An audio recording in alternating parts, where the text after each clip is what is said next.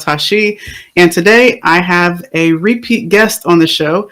Cameron Herold was part of the Authors Leverage back in our first season, and I'm excited that he is back, and he's actually sharing the good news of his new book out now, and as well he's going to be sharing really some interesting tips and tactics and really strategies that you can leverage as an author if you're wanting to have more book sales, but also have that tied to other experiences behind your book. So I'm excited for this conversation, and right now I want to introduce Cameron.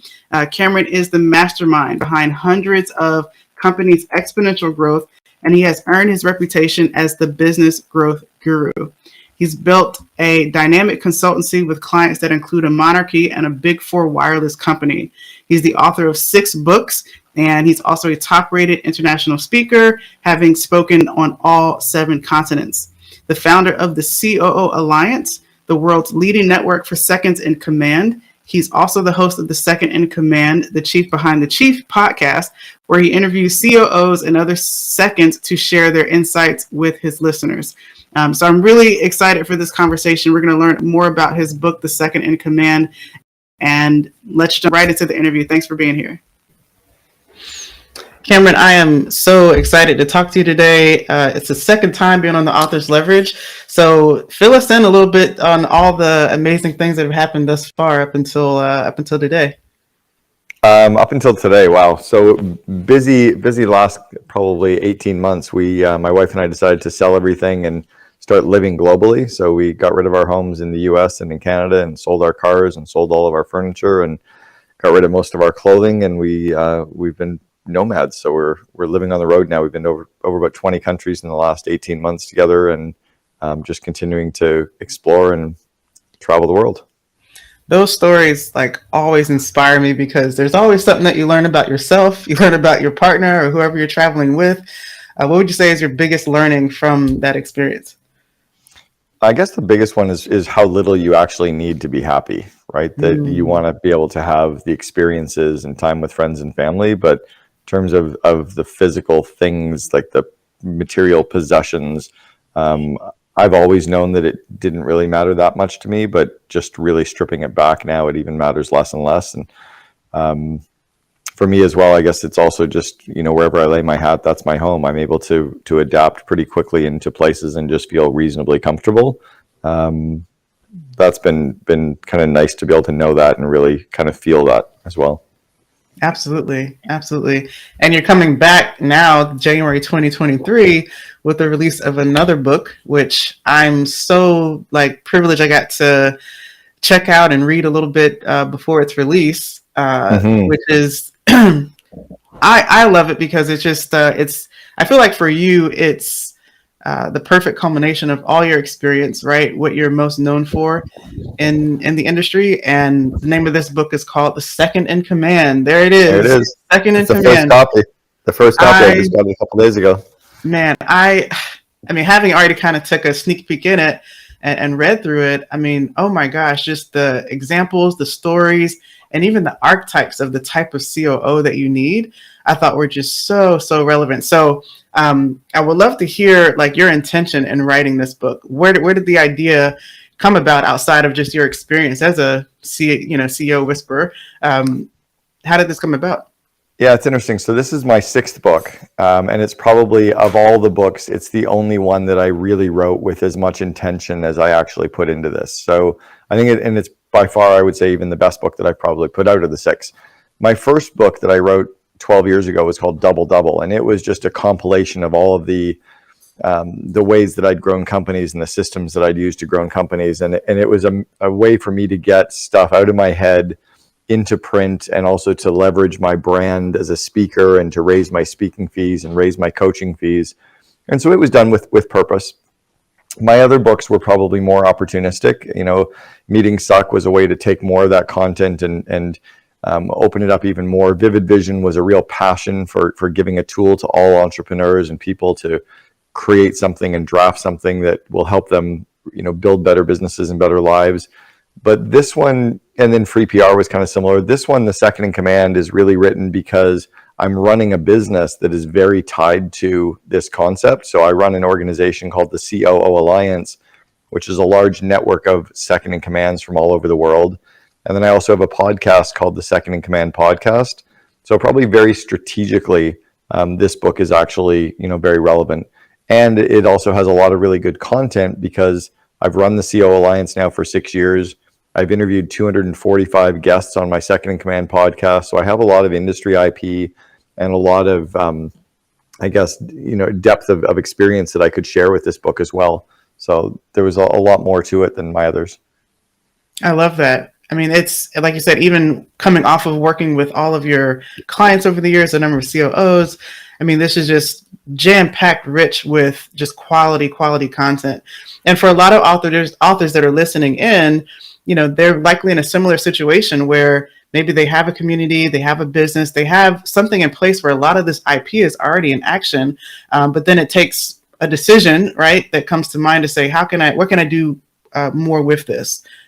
Yeah, and one thing that came to me in doing this book more than any of the others was that I really turned to my network of these kind of experts to draw from them and include them in the book. So I probably have 50 or 60 excerpts from other COOs, whether they're members of the COO Alliance or guests of the Second in Command podcast, and I've included their content and their names and their company in the book.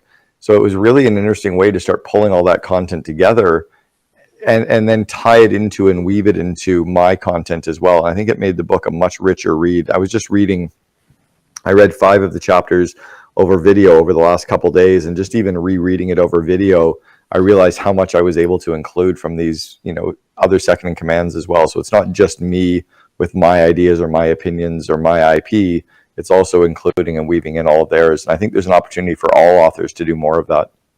Yeah, it's more of a community building, more of a collaborative effort and coming together with that to really leverage other experts that can really contribute to the overall message that you're putting out. Well, it's interesting. Like I've always built the COO Alliance where I felt like it's not really me running the COO Alliance. It's me facilitating it for all the other COOs to learn from each other and share with each other. It's not me coming in to teach them at every event. It's much more about me hosting an event, facilitating the event, and having them learn from everybody else at the event. And I think in setting it up that way, it's really powerful because it allows them to realize it's about them. And for the book, it was quite similar, right? I think for a lot of authors, we try to be the expert on everything, but that's impossible. To be I can't be the expert on everything related to the Second in Command, even though I'm getting recognized globally as probably one of them. I think there's others that I can turn to, and I even included some excerpts from other books in the kind of content area as well. That's so powerful. I mean, one of our clients, he has a very large group of founders, which are founders of boutique service firms, which of course in that nice sweet spot of not over 250 employees, but not less than 10, right? So it's a sweet spot.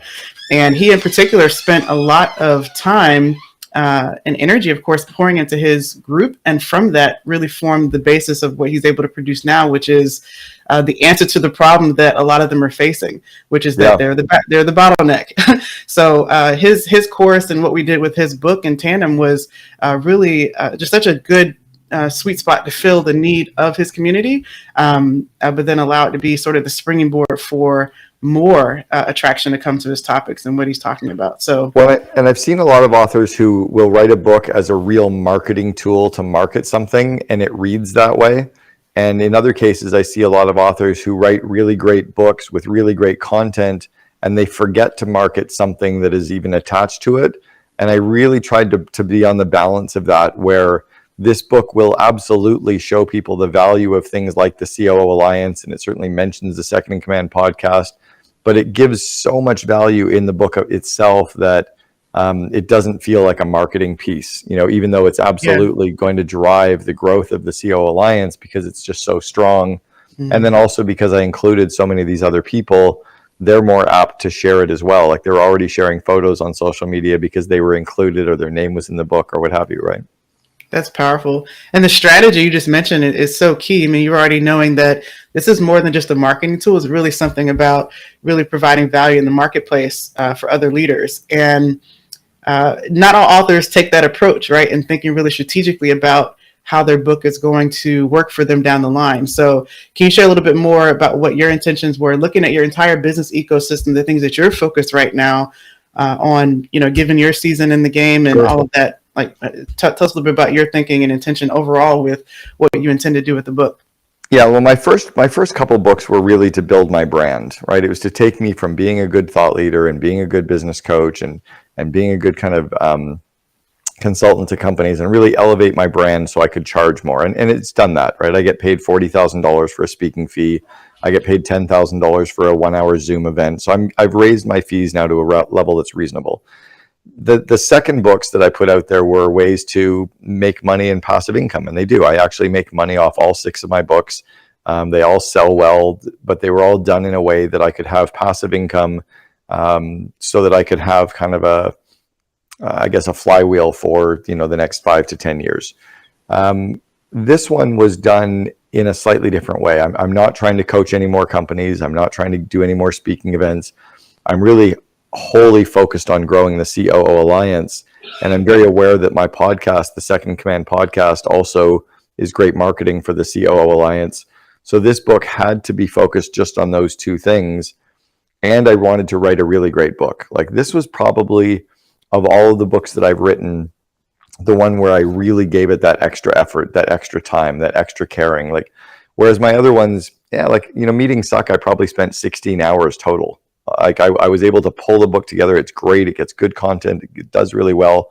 But I've spent hundreds of hours on this. I went into studio and recorded this one on my own. Like, I did the full audio. It's the only book I even did the audio recording of. So I think the fact that I really cared about this book more, that I really leveraged the tribe more, that I really decided to actually produce a good product as well as have a strategic view to it is what's going to make a difference with this one too. It's so powerful. I mean, even understanding just your journey and writing now 6 books, each of them were at a different stage, right? And an intention in that point. So it went from I'm here to build a brand to now I know what, I've got this brand, this positioning. Now it's about generating some revenue. And now it sounds like more of like a legacy, right? What is it that you want to truly be known for and leave behind? And I love, with the COO Alliance, what you've done with that. So what has the response been thus far from those in the community? Yeah, the people in the community really like it. They're super kind of happy that I wrote it. They're glad that they actually could contribute to it.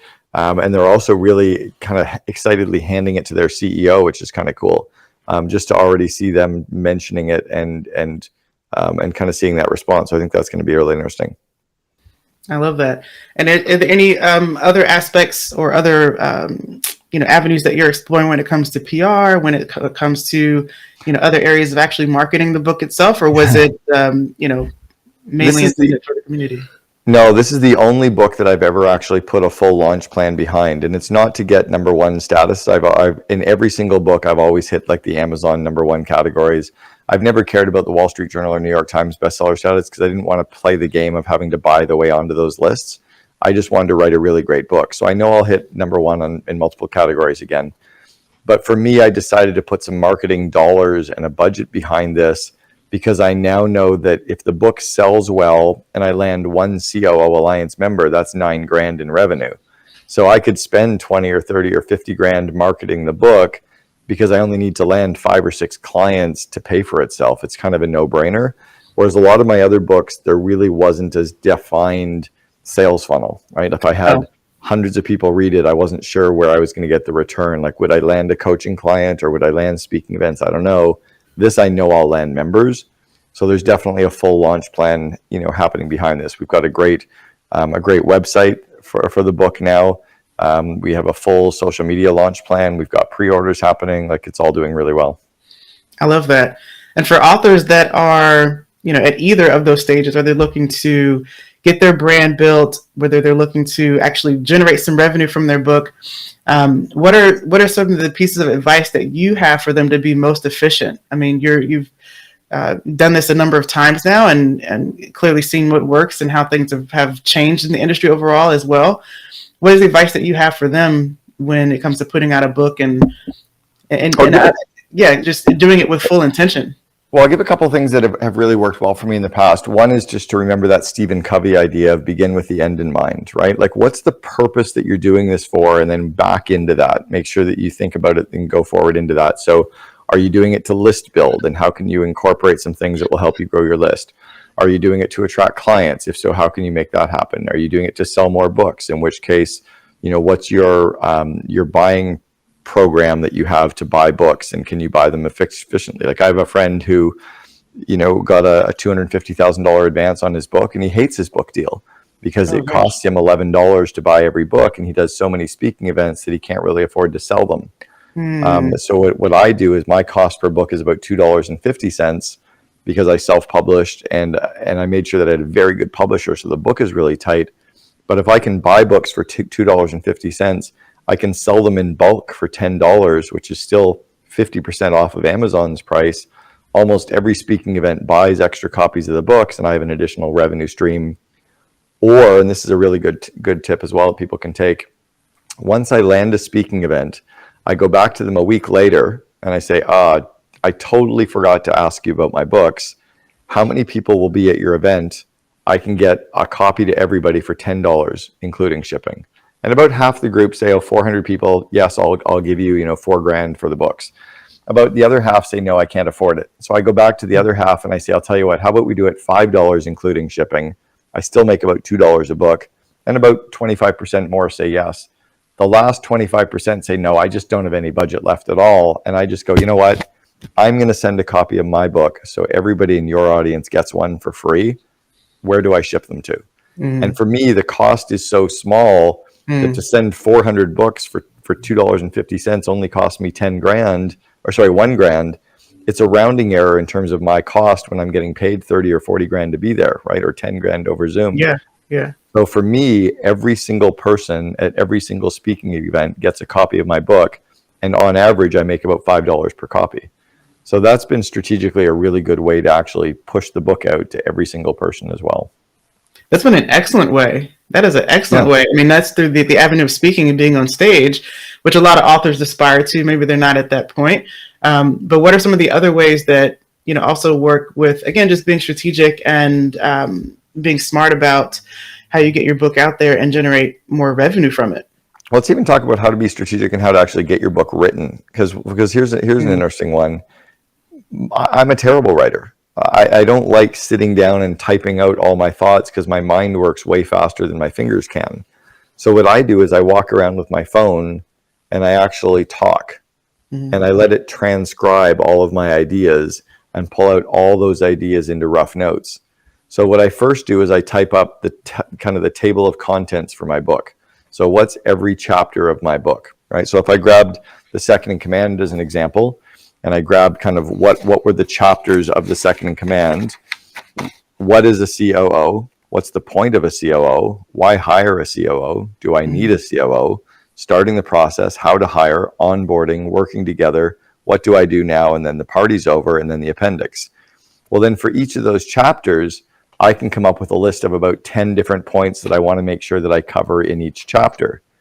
Well, after I've written down all the points that I want to cover in each chapter, I can literally grab my phone and I can walk around and talk just off the top of my head about all those rough points. That gives me enough of a starting point that I can then have an editor type it all up and copy it all together. And then the editor can ask me questions to fill in the blanks. And I can again think out loud. So for me, my books have been an iterative process of thinking out loud, transcribing the content, editing the content, and then taking a manuscript and passing it out to people like you and saying, hey, 50 of you, can you each read a couple of chapters? Let me know what your thoughts are. And then once they let me know their thoughts, then I can include those people, include their ideas into the book as well. Exactly. That is really smart too. And I love just all the possibilities. And by the way, with the book, I was just double checking. Yes, your name did hit the book as somebody. This book would not be as insightful or as effective as getting people to tell others or read it without these amazing humans who help proofread the manuscript for suggestions. And you were 1, 2, 3, 4. You was the 5th name out of about 20 that I listed. Hey. You're there. So thank you for your help. My pleasure. I mean, it was just a joy to see the start of it because you're very active on your Facebook and on social media, just sharing, hey, this is what I'm doing right now, this is what I'm working on. And Hmm. just to be a part of the journey really meant a lot. So, yeah, thank you for that acknowledgement. That's huge. Oh, thank you. No, and it's amazing how when you take these ideas from different people, I call it ideas having sex. That if I take ideas from you and ideas from somebody else and ideas from somebody else, they kind of percolate and become something even better. So that's why I was doing it. I love that. And you have such a great mind around repurposing and being really smart with your time. So, one of my last questions I'll ask you is when it comes to repurposing a book, right, what are the things and the tactics that you feel are most efficient? Of course, we're here creating courses as one of the ways to do that with authors. Yeah. But what are some other things, that other aspects that an author can consider when it comes to repurposing? Because I say all day long, that's the key really to making more from your book, is seeing it more than just the book itself. Yeah. So I had somebody take my book and go through and find every single person that I had quoted and pull all of the names and company names and the quotes from all of the COOs and all the podcast guests. We had about 100 of their quotes, and we made up images and social media quotes that we're going to be posting. I'm actually reading each chapter of my book in two different locations. So one, I read it in studio for the audio, and then the second, I'm going and sitting in front of a bunch of different fireplaces and just reading the actual chapter. While all of those videos will be sliced down into reels and stories and TikTok videos, but the one video will be shared on multiple platforms. So we're doing that. I'm taking every media interview that I'm doing about the book. So I have 16 media interviews this week. All of those media interview videos will be then shared, and those will all be sliced as well. So the actual, like this podcast will be shared, but then I'll Mm-hmm. take certain snippets of the podcast interview that we're doing together. Those will be sliced and those will be shared as well. So it's just a combination of, lots of things. How do you repurpose the content in as many ways as possible to Yeah. deliver value, right? How do you deliver value? Exactly. I always say your book isn't done yet just because it's printed, right? There's still more you can get out of it and do with it. That's Just getting started for sure. Yeah, exactly. It's like our coin phrase for the year is how to get more bang for your book, and we're here to support authors in doing that. So it's exciting just to see all that you've accomplished and what's going on with you, Cameron. So I want to be sensitive to our time because I know you have other interviews to get to and share the power of the second in command with other folks. So, but I'm so appreciative of your time. And one of the last questions I ask everyone is, what is your one word? If there's one word you get to share with the rest of the world from Cameron, what is that one word? Like one single word or Yeah, one one word of single word. advice? Wow. You get a sticky note to hand over as a note to the rest of the world from Cameron. One word, boundaries. Oh, tell me more. See, I knew there was a choice. Well, we got the word. Mine is to push them. I love it. Expand. Yeah, I love not it. create them, to expand them. My word of advice, though, is none of this actually matters. We're all going to die. And This is just have true. fun along the way, because this is just what we do to make money, right? So Mm, the fact that you and I get to do this, but we met during COVID just doing, watching movies together once every week or two and getting to watch them and talk about them was kind of a fun way to meet each other over Zoom during COVID. So the fact that we become friends that way, actually, we met because of Billie Jean going to an event yeah, together. yeah. But yeah, staying friends since then has been kind of cool. I love it, and I love seeing you and Ashley travel the world and doing your thing too, pushing those boundaries and living life. So, Thank you. yeah, again, thank you, and so much. Congratulations and respect to you and everything that you've been able to accomplish and put out there in the world. It's always inspiring and always good to talk to you. Thanks, Parcel. Appreciate it. Have a great one. Yeah, you too. Thanks. Bye.